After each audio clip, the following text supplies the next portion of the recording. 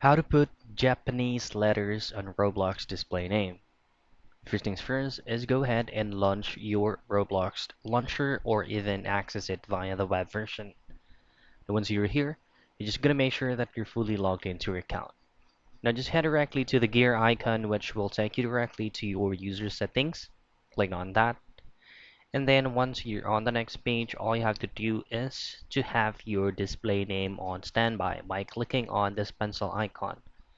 Now just copy your preferred Japanese letters.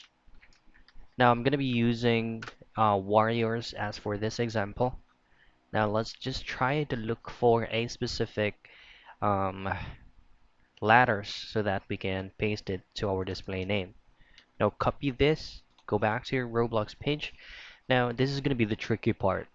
Now doing this method is you have to be quick.